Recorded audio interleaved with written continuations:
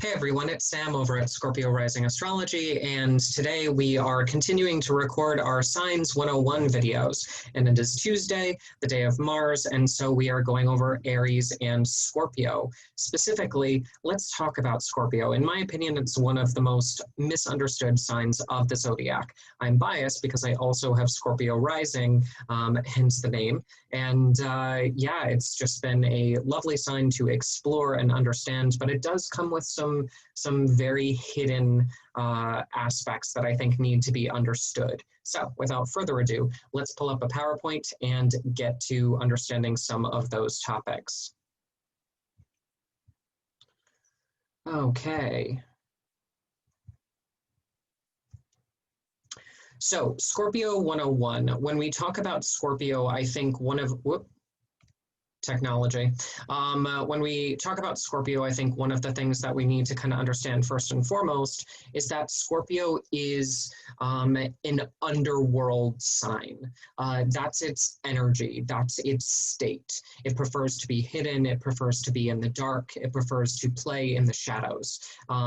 And when a lot of people think underworld, they think evil or they think dangerous. And of course, any sign can be evil or dangerous if given the right opportunity and the right tools. Scorpio is just a little bit more in tune with those energies, in tune with those forces. And frankly, I have not met a better detective. I have not met a better psychotherapist. I have not met a better medical clinician than somebody with super strong Scorpio placements. Because what they do is they actually get to the root of the evil, they actually get to the root, the underbelly, the monster that's hiding in the closet. You know, Scorpio is able to smell and really pierce through any veils of illusion to get to those things that are actually wrong. And because of that, their perception is highly prized. And in my opinion, they're one of the most intuitive signs of the zodiac. So let's get into some of the stats for Scorpio. Okay. I really, one thing that I kind of wanted to go over first is this is an iceberg. And when I think of Scorpio, this is really the image that comes to mind is, you know, Scorpio is fixed water, which we'll talk about in a second, which is otherwise ice. But what icebergs are is a majority of the iceberg is underneath the surface. And that's very much how Scorpio operates, is you might be able to see a little bit of them, but they will always have a majority of themselves that are underneath that waterline, that unless you know how to navigate those deeper, darker, and often colder waters, which is a test of your talent and strength, by the way, to see how committed you actually are to getting to know them. It's part of their defense system, really. But having that iceberg analogy where a majority of Scorpio is underneath the surface, hidden away from view, that's a really great image to kind of keep in mind. Just like in the previous video for Aries, I showed a matchstick in this image where we actually had that kind of cardinal fire principle embodied with the match, the ignition of the flame. Okay, so now that we've kind of covered the iceberg analogy, let's talk about what Scorpio is and what this idea of fixed water is. So elements-wise, we have water. Water is the element of emotion. Water is the element of intuition, of empathy, of all things that are going to be squishy and touchy and feely. Yeah, water is a very sensitive element. It also is the element that lacks boundaries. Although it has more boundaries than air, relatively, water conforms to the shape that it is given. It holds no shape of its own. At least wind has currents and tides that shape it, and indeed water does as well. But air is moving. Water will stagnate. And so unless it's poured into something or unless it is shaped by its environment, it often will stagnate and start to fester and grow things that are not necessarily super helpful. So water does get a little bit of a reputation for being one of the more toxic elements, but that's only if it's not handled properly and only if that water refuses to flow. And one of the ways to preserve water without it getting nasty is to freeze it, right? We do that all the time with ice cubes, with, food. And so Scorpio has mastered the art of freezing. And this is really where we get into the idea of fixed. Right? So we have our three modes, our three energetic states that are associated with the signs. We have cardinality, which is the Pitta Ayurvedic equivalent. We have mutability, which is the Vata Ayurvedic equivalent. And then we have fixed, which is the Kaphic Ayurveda equivalent. And the fixed mode is going to be all about traits like stubbornness, going to be all about traits like accumulation, the idea of things being heavier or denser, and the need to be radiant and beautiful due to protective or defensive qualities, to be frugal with one's energies. Yeah. It's at its worst, fixed as a mode can be very miserly. Yeah, is a good way to think about it. And so when we think of miserly water, it's literally the idea of ice. And that's kind of part of Scorpio's nature. But Scorpio doesn't just rule the water itself, it also rules the depth of water. So whereas Cancer we could think of as a water sign being a little bit more like a rushing stream. Yeah, Pisces as being the wide open ocean with its currents and tides. Scorpio rules the energetic depths. A long time ago, I think I saw on one of those Discovery Channel shows the idea that they found or discovered underwater lakes where the salinity of water had fused and created these literal massive underwater water structures. That is Scorpio. And that's something to that's another visual to kind of think of with Scorpio, the water within water. The ruling planet is traditionally Mars. Now, some of you who have been studying modern astrology might be peeing your pants or shouting at the screen right now. And let me explain why the traditional association of Mars is important to understand with Scorpio. First and foremost, when we look at the symbol, I always thought it was weird that the symbol for Scorpio is M when M is not present in the word Scorpio, but instead M for Mars. Yeah, we can even see in Aries the ram horns. If you complete the ram horns, it also creates an M for Mars. I like that. I like that kind of visual representation of Mars being associated with Scorpio in that way. Plus, we have a little scorpion tail at the end, which is just so cute.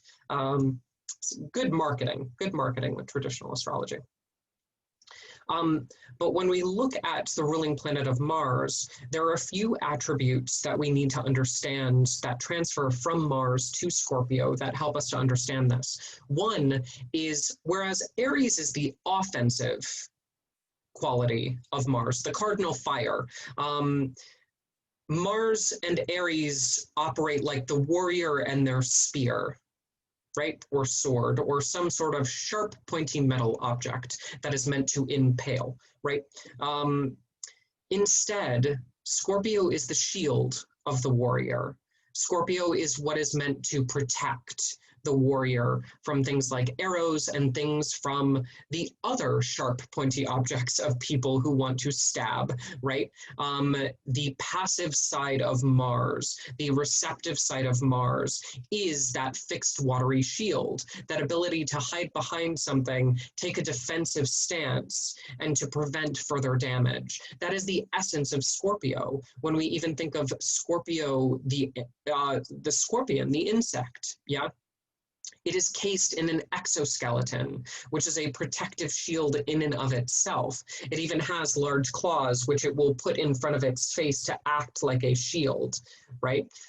So all of these things, very, very important to understand. But even in its most receptive state, right, the scorpion still has its stinger, its spear, its ability to inject medicinal venom, again, venom being that watery energy, that toxicity. One of Scorpio's traits that often strike fear into the hearts of those who piss off a Scorpio or don't know how to handle that intense watery energy is Scorpio will often go right through other people's defenses because they play defense on a regular basis. They know how to navigate the defenses of others. In fact, their locks are so internally advanced that most other people's locks are child's play. You know, they're a bank vault, whereas others are just like those cheap locks that you would get at the dollar store. It's like, nope, I can surpass those defenses in 2 seconds. But then they will also Scorpio has a very negative habit when it feels defensive or when it feels the need to exert its power, exert its more martial side, to really be very venomous and very vindictive. And it will use negative emotion, and it will use spite and anger and rage and all of the things that turn into toxic emotional venom. And it will inject those into those people that pose a threat to Scorpio. And that is a blend of its highest virtue and its deepest weakness. You know, the perception, the ability to navigate the defenses of others, find their weakness, and then inject poison straight into the heart of that weakness. You know, that's Scorpio 101. Like, it's such a precision-based sign.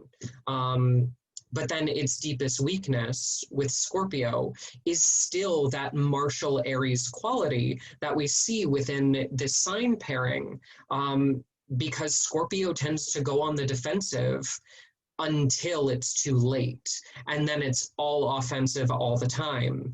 And that one slip of offense can often be completely devastating, but it's the Scorpion who's pushed to that offensive state because it's failed to self-care for its emotions. When a Scorpio strikes at you, when somebody with strong Scorpio placements views you as a threat and lashes out, they will do so swiftly, they will do so without word, they will do so silently, you will not see it coming.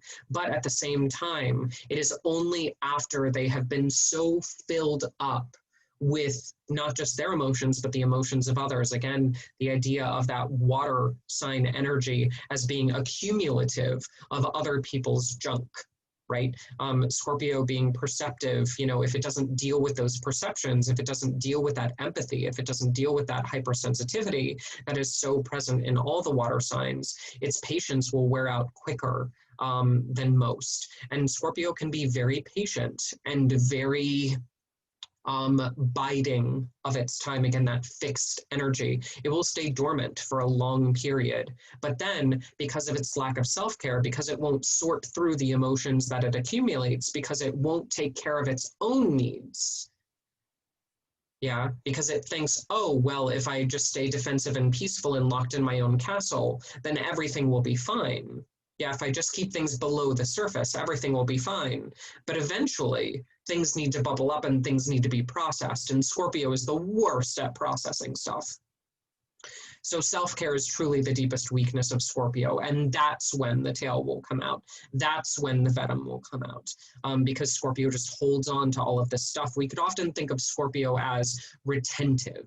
And especially when we think of Scorpio's body signs being the colon, like, we could definitely associate the idea of anal retentive to Scorpio and Virgo, but mostly Scorpio because of that kind of lower digestive quality. The needs of a Scorpio. If you have a Scorpio in your life, or if you have major Scorpio placements, there are some rules that we need to understand about what makes a Scorpio happy. The first is isolation. Scorpio needs their alone time, again, to process, to distance, to make sure that they're taking their own feelings into consideration and not surrounding themselves with the feelings of others. So if a Scorpio pushes you away, just know that, I mean, it may be due to vindication, or it may just be they're emotionally overloaded at that time and they need to vomit up all of that accumulated nonsense.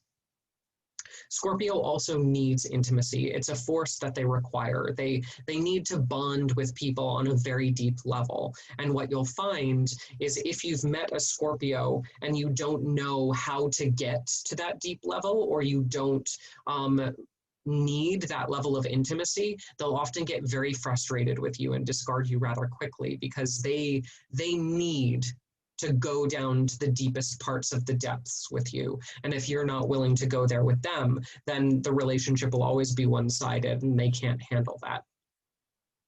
They also need to be surrounded by their aesthetic. So Scorpios are notorious for decorating their own kind of caves with a particular aesthetic, and that's an aesthetic that will transfer into fashion sense. It's an aesthetic that will translate into collectibles and things that make them happy, and they will constantly surround themselves with that aesthetic. We often see it a lot in the Gothic archetype, which is associated with Scorpio. You know, things that are deep, things that are dark, things that are mysterious, things that have kind of that punk rock edge that Scorpio so loves.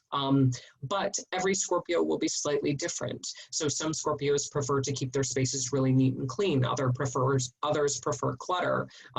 Some people may surround themselves with things that are fluffy and plush and nice, whereas others will prefer things that are sharp or aggressive or defensive.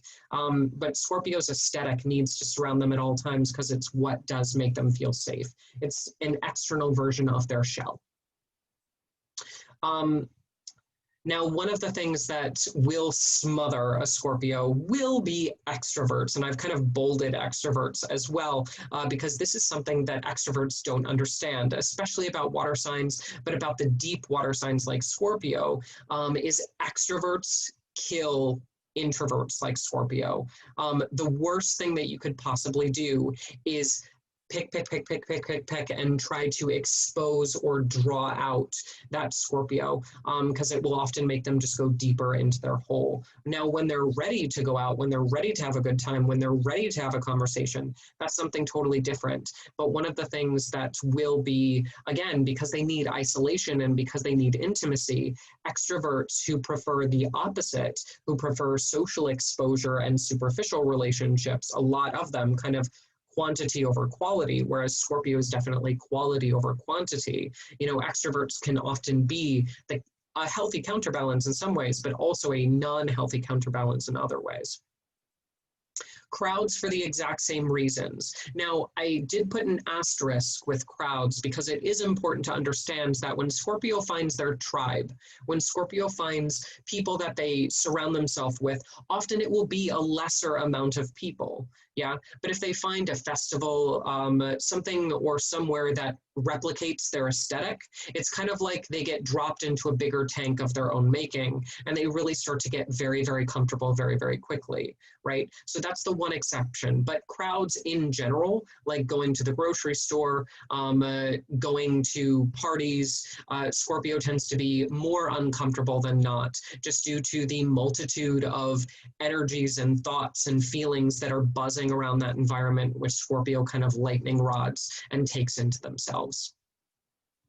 And this sounds pretty bad when I say it out loud, but Scorpios are smothered by ignorance. And one of the reasons for that is because, again, Scorpios like to uproot.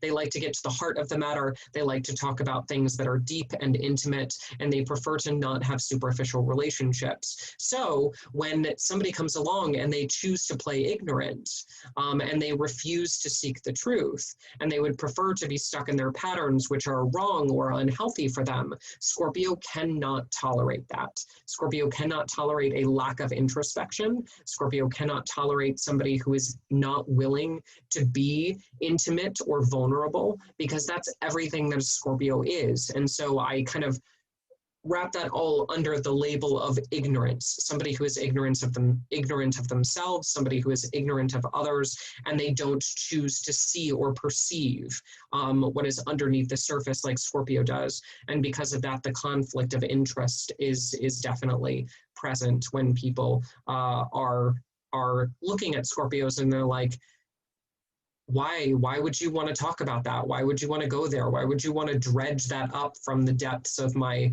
spirit, my existence? And Scorpio just responds with, you know, it's what I do, it's what I love, it's what I enjoy. And the fact that you're not willing to do that is, in my opinion, a weakness. And I do not tolerate weakness in my camp. And that is very much the mindset of the Scorpio. Perfect. So that is my kind of Scorpio 101. If you have additional suggestions, if there was something that I missed, if you have questions, feel free to use the comment section below. We'll continue with these signs 101. I'll record them and upload them to the YouTube channel. I am a professional astrologer though, so if you would like to learn astrology, you can always go to my website, scorpiorisingastrology.com, where I have online classes that you can download on basics of astrology, some one-off workshops on the moon and planetary altars, as well as advanced stuff like medical astrology, which I specialize in. If you would like to schedule a consultation with me and go one-on-one in your chart to understand your signs, your planets, your unique combination of the zodiac, feel free to go to my website and click the consultations page and submit a consultation request. But we'll continue with these videos. Until next time, may the stars be ever in your favor.